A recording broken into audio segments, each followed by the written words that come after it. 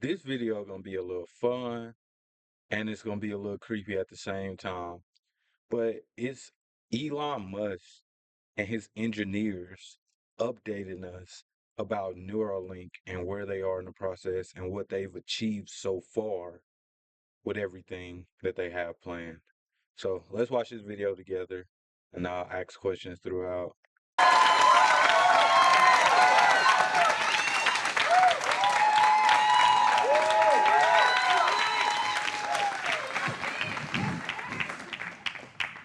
What's up, guys? My name is Sahej. I'm from the Brain-Computer Interface team here at Neuralink, and I'm going to be talking about two things today. The first thing is, what exactly is a Neuralink device capable of doing right now? And the second one is, how does that actually impact the day-to-day lives of our users?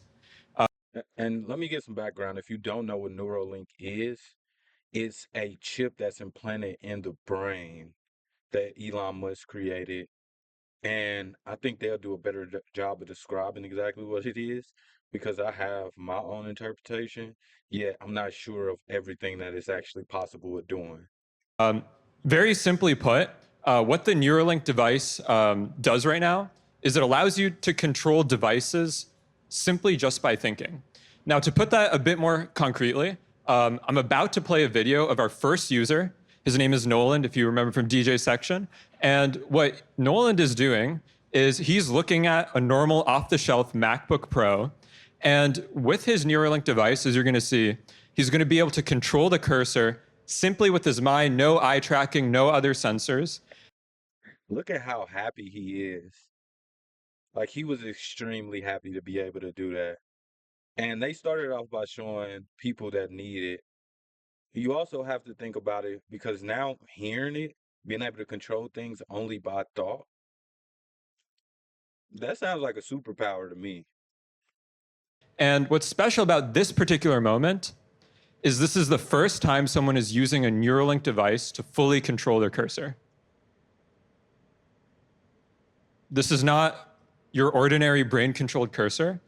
This is actually a record-breaking control, literally on day one, beating decades of brain-computer research. And I'm about to show you the clip on day one, Nolan breaking the BCI world record. Whoa! I didn't even know this was a thing. For him to break the record of brain control, I never knew this was a thing. I didn't know we had this type of technology. If you knew we had this, drop that in the comment and kind of update me with how long this has been going on because I never knew this. Oh! You just beat the world record. Yeah, 4.6. Oh shit. Yeah. Sorry. Congrats. Oh, well done, man. Well done. Wait, what I meant? He's a new world record holder. Oh, no way. The first day. There's all the confetti. Yes. This was a surprise. It's 1 for 1 of 5. I thought it was higher. I thought I would have to get to 5 or something. Oh my gosh, that's crazy. It's pretty cool.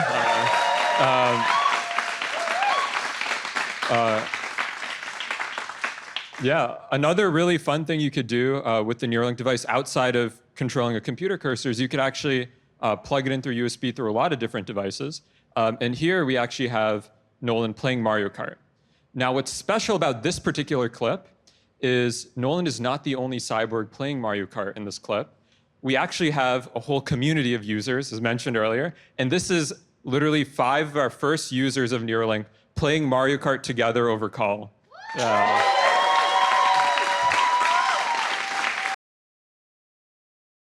I'd say a good amount of them look happy.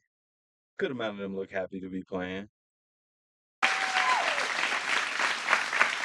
Now, yeah, Mario Kart it's cool. You know, you're using one joystick and then you're clicking like a couple buttons to throw items. What would be even cooler is what if you could control 2 joysticks at once, simultaneously with your mind. What I'm about to show you, and I think this is for the first time someone playing a first-person shooter game with a brain-computer interface. This is Alex and RJ playing Call of Duty, controlling one joystick to move and then the other joystick to, like, point your gun and then shooting people as a button. Here's Alex shooting another person. Right, stupid. Oh, Oh, dear God. Oh, that's God. I know I do, and I want him to freaking shoot. He won't when I do want him to shoot. RJ, Alex got you. I know, dude. He shot me in the face. Now that we have a bit of a sense, I can only imagine how complex that would be. But I wonder, what's the entry point of being able to do this? Is it fairly easy, or is this something that you have to go through extensive training to be able to do? And I mean extensive training of the mind. Um, controlling your fingers and your hands to play these video games, and also using your mind to come up with decisions being made in those highly stressed moments. Because playing Call of Duty, like, you got to be on your toes, you got to make quick decisions, you got to be able to decide what the next step is at the same time of keeping your fingers up with doing that. So I wonder, what's the entry level of being able to control it with just strictly mind, and how easy it would be to do something like this. of what the BCI can do, a very important question to answer is, how does this impact the day-to-day lives of the people that use it every day? So I'm about to show you a clip, going back to Nolan for a second, where he talks. We simply just asked him randomly during a day how he enjoys using the BCI a couple months ago. And this is his candid reaction. I work basically all day from when I wake up. I'm trying to wake up at like 6 or 7 a.m. and I'll do work until session. I'll do session, and then I'll work until, 11, 12 p.m. or 12 a.m. Wow. I'm doing, like, I'm learning my languages. I'm learning my math. I'm like relearning all of my math. I am writing. I am. And I wonder how they decided on the name of these people that's using it to be called cyborgs. And I wonder, are they comfortable with that being the name that they have? Doing the class that I signed up for, and I wanted to point out that, like, this is not something I would be able to do without the Neuralink. Next, I want to talk a bit about Brad. You guys may already know him as the ALS cyborg. And Brad also has ALS, and what separates him from our other users is he's actually nonverbal, so he can't speak. Why this is pretty relevant is he relies, at least before the Neuralink, on an eye gaze machine to communicate. And a lot of eye gaze machines you can't use outdoors. You really need like a dark room. So what this means is, for the last 6 years since Brad's been diagnosed with ALS, he's really unable to leave his house. Now with the Neuralink device, we're going to show you a clip of him with his kids at the park, shot by Ashley Vance and the team. Okay, you guys ready? No, Abdul's taking it. Okay. I am absolutely doing more with Neuralink than I was doing with eye gaze. I have been a Batman for a long time, but I go outside now. Going outside has been a huge blessing for me. And I can control the computer with telepathy. Dad's watching. Look, he's watching on the camera. Did we lose one of the arms? The last user I want to talk about is Alex. You've seen. I believe he was just flying a drone at the parks with his kids. Wow. Wow. I could just only imagine not only him being able to go outside, but him being able to do things like that, right? Like, that's along the lines of being able and going to go fly kites with the kids. Something that I'm not sure how long he's been diagnosed with it. I think they mentioned it. I just can't recall. Um, but I know that's a huge difference maker for him, being able to go out and do things like that with with his children. Seen some clips of him earlier. What's special about Alex to me is he's a fellow left-handed guy who writes in cursive all the time. And what he mentioned is, since a spinal cord injury from like 3-4 years ago, he's been unable to just like draw or write.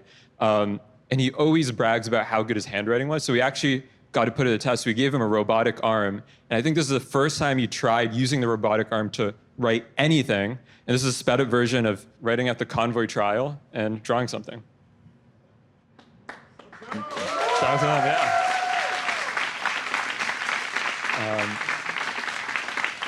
Now, yeah, controlling a robotic arm is cool, but this one has a clamp. And what would be cooler is if you could. At this point, I'm actually liking it. At the beginning, I said it might be a little creepy, but it really seems life changing, right? Especially when you go through something like he went through, and just simply wanting to be able to write in cursive again. And he took it the extra mile. He said, I'm not gonna just write. I'm gonna draw a picture for y'all." Um, Groundbreaking.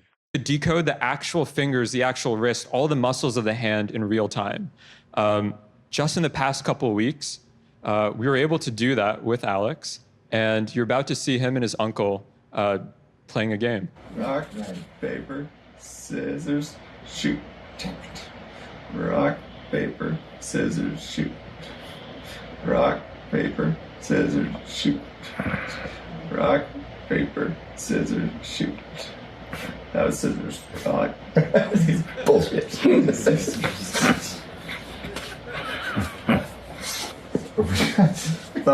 And it looks like it's super accurate as well, because he was doing well with it, and you can tell the moment that he just wanted to grab a win. He was undecided on which one he wanted to choose, and it looks like the computer showed that, like, him being undecided and just throwing anything out there to try to see if he'll win. More? Can I do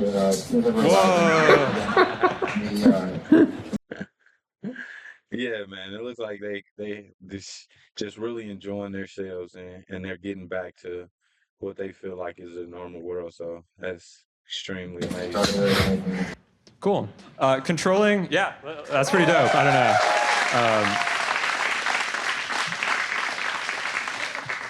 don't know. Controlling a robotic hand on screen is obviously not super helpful for most people. Fortunately, we have connections with Tesla, who have the Optimus hand, and we're actually actively working on giving Alex an Optimus hand so that he could actually control it in his real life. And here's an actual replay of the end of that video using Alex's neural signals on an Optimus hand. Sean, if you want to play that.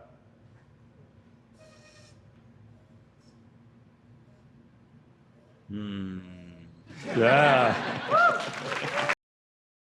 Yeah, I mean, that part right there is a little shaky though, because it was a past thought that he had, and they was able to download it and upload it into that hand there, and it still do that same thing. So, with that being said, how comfortable would you be allowing them to still have data of your past thoughts and adding it into robots and things like that? Because at that point, it's kind of a clone of yourself, of who you are. You might not know it unless you're paying attention to the robot and saying, like, hey, the robot is acting extremely like me right now. That's something I would have did. So I guess now it's starting to get to that creepy part. Actually, let me maybe add a few things to that, which is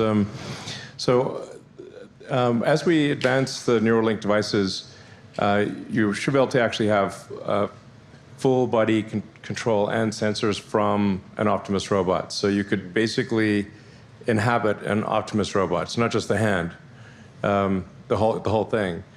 So you could like basically mentally remote into an Optimus robot and be kind of cool. The future's going to be weird. Wow. So you can fully control a humanoid robot from thoughts. I know in the beginning it'll probably be a certain distance in which you can do it.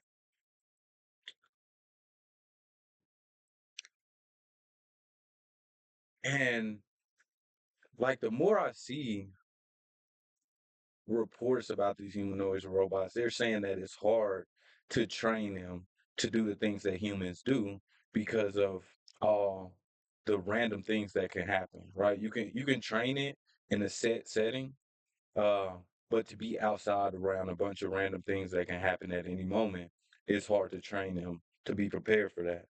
So being able to control it, no matter where you are, and do these things just by thought, that's pretty cool. I think that's pretty cool. Um, but in what ways will we use this?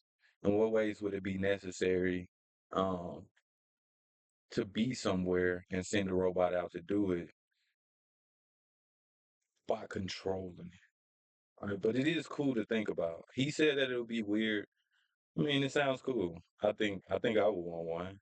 Right? I don't know if I would want to plant a Neuralink chip inside my mind. But if it was other ways to do that, then I think I'll be interested in it. But, but pretty. And then earlier, when we saw that case, I believe with Alex, and it goes back to that question of would you feel comfortable with them having this database of your thought process and being able to still use it even when you're not around, right? And where would it be held at? What rights do you sign over when you're signing up for this? Is it clause around privacy?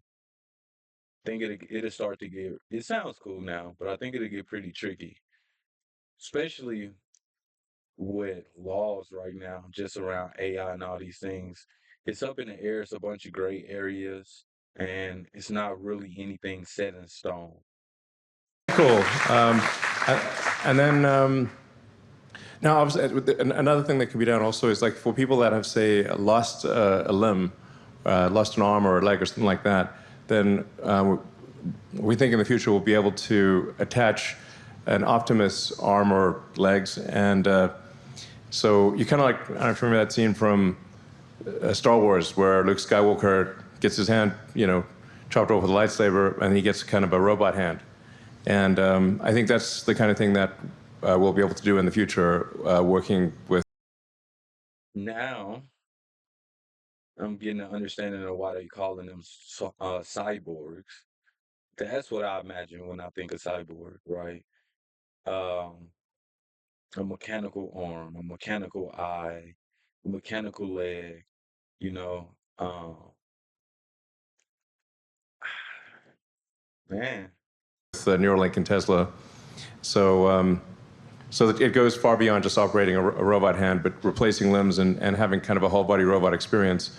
And then I think another thing that will be possible, I think is very likely in the future, is to be able to bridge the where the damaged neurons are. So you can take the signal from the brain and transmit that signal past where the neurons are damaged or strained to the rest of the body. So you could reanimate the body so that if you have a Neuralink implant in the brain and then one in the spinal cord, then you can actually bridge the signals and you could walk again and have full body functionality. Obviously, that's what people would prefer, to be clear.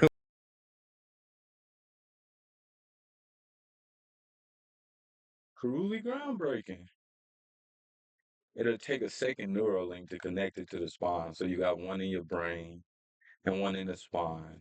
But it'll give people opportunity to once walk again, run again, and do these things. It's sounding fun, right? It sounds like something that's well needed and we really need to see. But once again, the laws around it and what will people be using them for outside of that? Because it's going to be people who don't need it but want it just to feel like a superhero, right? Or to have some type of advantage over people who don't have it.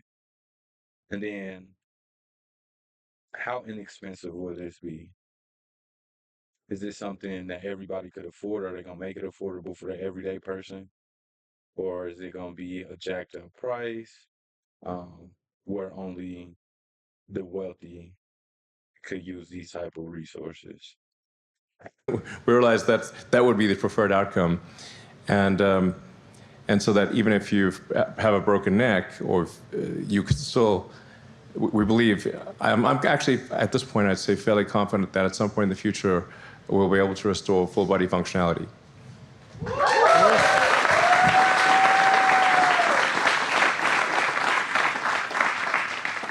Yeah, so hello everyone. My name is Nir, and I'm. Hmm. So this video is much longer. It's like a hour and a half video. Um, if you did want to go on and watch it, it's under Neuralink update 2025. I think the biggest part about it that stood out to me is the fact that Elon said we should be able to control humanoid robots from adding this Neuralink, right? I would want one.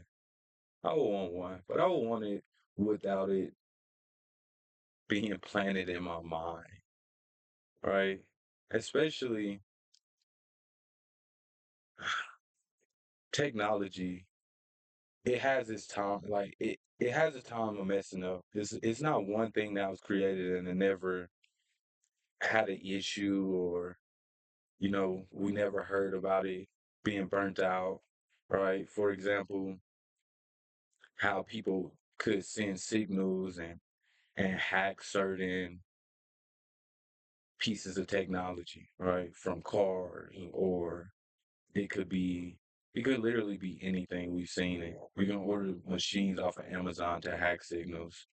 Um, I don't think I'll be confident or comfortable with a piece of technology that's not the most secure thing. Because how easy will it be for somebody to hack it and take control of what you thought was your own body and your own mind? All right. And I do want to hear potential side effects of it. We know what the worst could be, but I want to hear potential side effects.